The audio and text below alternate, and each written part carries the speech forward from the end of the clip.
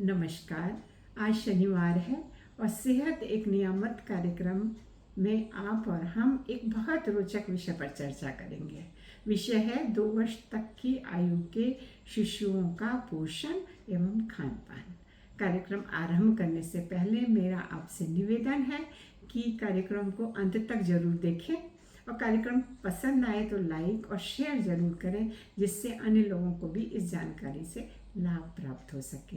इस कार्यक्रम के संबंध में अगर आपके मन में कोई भी शंका है तो कमेंट बॉक्स में प्रश्न जरूर डालिएगा, मुझे उसका उत्तर देने में खुशी होगी। नवजात शिशु तो आपने सबने देखे हैं, बहुत प्यारे होते हैं। माँ के पास चुपचाप लेटे रहते हैं, सिर्फ हाथ पैर हिलाते हैं, भूख लगती है तो रोने लगते हैं और माँ दूध पिला देती है तो सो जाते हैं। बेचारे अपनी गर्दन भी नहीं संभाल पाते, पर धीरे धीरे बहुत आश्चर्यजनक परिवर्तन होते हैं। अरे ये क्या, इसने तो करवट ले ली, आज तो ये उल्टा हो गया। और 6 महीने होते होते तो बैठने लगा और घुटने भी चलने की कोशिश करने लगा। 1 वर्ष का हुआ तो पैरों से चलने लग गया और 2 वर्ष का हुआ तो दौड़ने लगा। आपसे हमसे बातें भी कर रहा है और हमारी बातें समझ भी रहा है। इन सब के लिए ज़रूरी है कि शिशु के पोषण का या खान पान का ध्यान रखा जाए। उसको भोजन में क्या दिया जाए, कब दिया जाए, कितनी बार दिया जाए, कैसे दिया जाए, इन सब चीज़ों का ध्यान रखना बहुत ज़रूरी है। आपके मन में सवाल ज़रूर आएगा कि ये बच्चा तो 2 वर्ष तक माँ का दूध पीता है और बीच बीच में जब कभी रोता है तो इसको थोड़ा सा दूध या दाल का पानी पिला देते हैं, या रोटी या पराठा दे दिया, या बिस्किट दे दी, या केले का एक पीस दे दिया तो खा के चुप हो जाता है। इतना ध्यान रखने की क्या आवश्यकता है? आवश्यकता है। बेशक बच्चा 2 वर्ष तक माँ का दूध पीता है, परंतु उसके शरीर की जो पोषक तत्वों की आवश्यकता है माँ के दूध से सिर्फ 6 महीने तक पूरी होती है। 6 महीने से 1 वर्ष तक उसके शरीर की जो आवश्यकता है वो माँ के दूध से सिर्फ आधी पूरी होती है, और 1 वर्ष से 2 वर्ष तक उसकी आवश्यकता सिर्फ 1/3 पूरी होती है।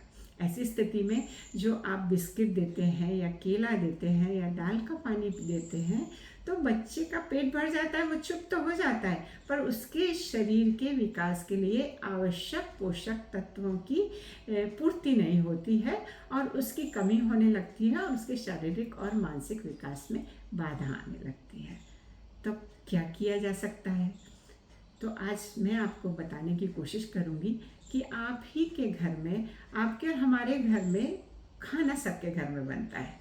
दाल है, चावल है, खिचड़ी है, दलिया है, हरी सब्जियां भी बनती हैं और ऑरेंज कलर की सब्जियां भी, नारंगी रंग की भी सब्जियां जैसे गाजर है, कद्दू है, तो इस तरह की सब्जियां भी बनती हैं। दूध भी होता है, दही भी होता है, दूध की खीर भी बनाते हैं, सूजी की खीर भी बनाते हैं, मांसाहारी हैं तो घर में अंडा भी आता है। तो सब तरह का भोजन हमारे घर में उपलब्ध है और इसी भोजन में से हमको 6 महीने के बाद उस बच्चे को भोजन देना शुरू करना है, माँ के दूध के अलावा।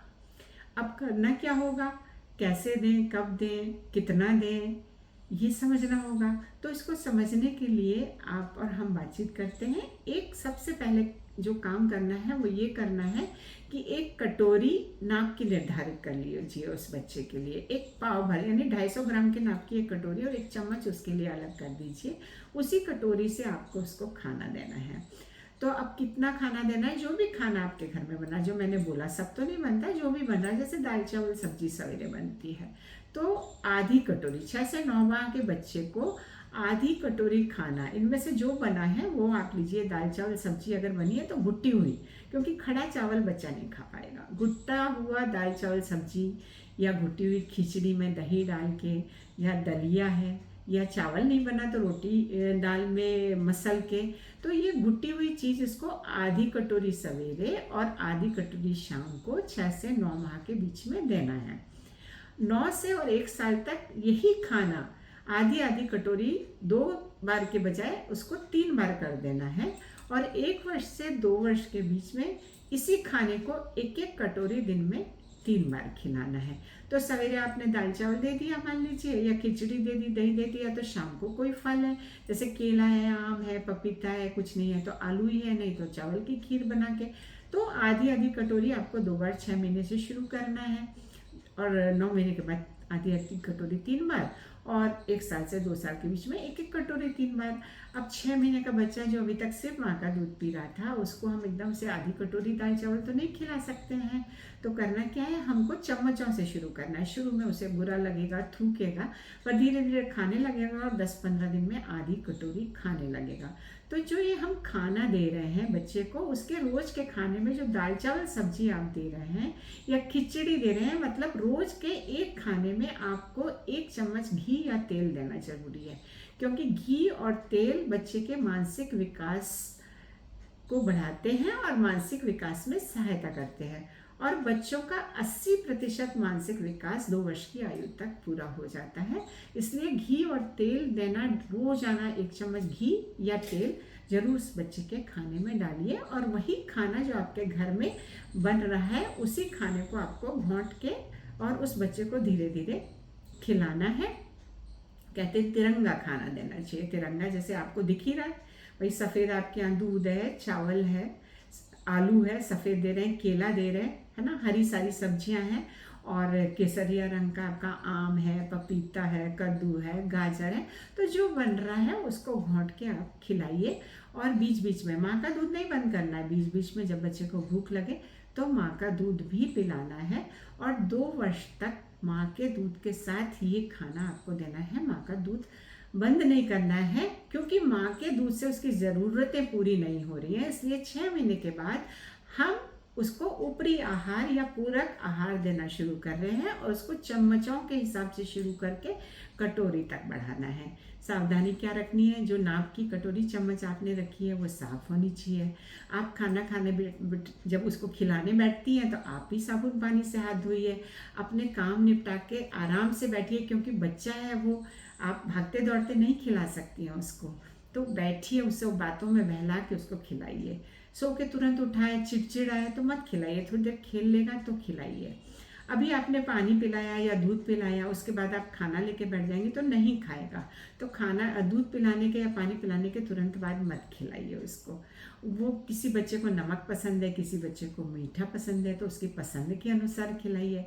खुद भी उस खाने को चख के देख लीजिए, कहीं नमक मिर्च तो ज़्यादा नहीं है, बच्चा नहीं खा रहा है।